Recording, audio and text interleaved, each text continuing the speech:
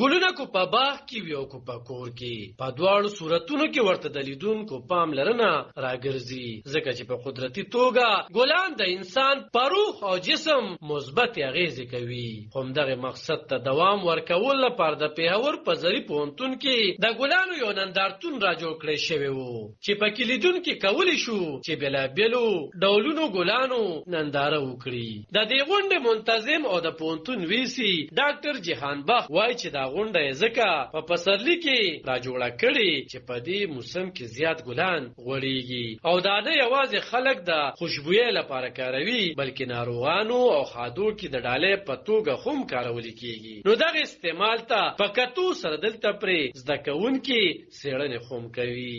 دنیا کې چې تقریبا 6 د ګلابو غټ ګروپونه دي او د هغه ګروپونو یو نماینده په دې نرسري کې شته دي. د دې بنیادی مقصد دوه دي. یو دا دی چې دا زموږ چې کم طالب علمان دي زده کوونکي دي، دا غي چې څوک په ګلابو تحقیق کوي نو دا غي لپاره یو ایکسپریمنټل یعنی یو ایکسپریمنټل فیلډ دی. د دې نه علاوه موږ به د دې نه نور بوټي جوړو او بیا عام خلکو ته په ارزان قیمت باندې هغه ورکو، ځکه چې پیښور ته د ګلونو ښار وایي نو دا د هغې طرف ته یو عملی قدم دی چې موږ څومره کېدای شي زیات ګلونه پیدا کړو، هغه د پیښور په مختلفو سیمو کې د هغې کروندو. دلته نندارې ته راغلي سباته خان زده کوونکي په دې عرض راځي چې دا کامیاب شوي ګلان وګوري او په دې د خپلو څېړنو لپاره ځان پوهه کړي چې دغه بوټي څنګه پیدا شوي، خصمانه شوي او کامیاب شوي دي. دلته نن موږ د فلاور ګارډن ته راغلي یو. بیسیکلی دا زموږ د روزز جرمپلازم یونټ دی اور دې کې دلته موږ سره 30 ډیفرنٹ ورایټیز دي اور 6 مین ګروپس دي، دغه فلاورز پریزنټ دي.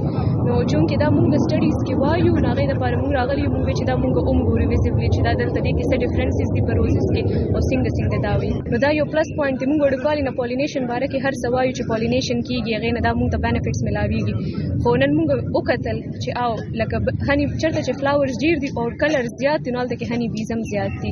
دا چارواکي وایي چې دوی د دې ګلونو نه نسلونه اخلي او هغه به بیا د نرسرو د لارې عام ولس ته رسوي چې د ګلونو سره د مینې رجحان زیات شي. علب خان شیرپو، دلبر نیوز، 400.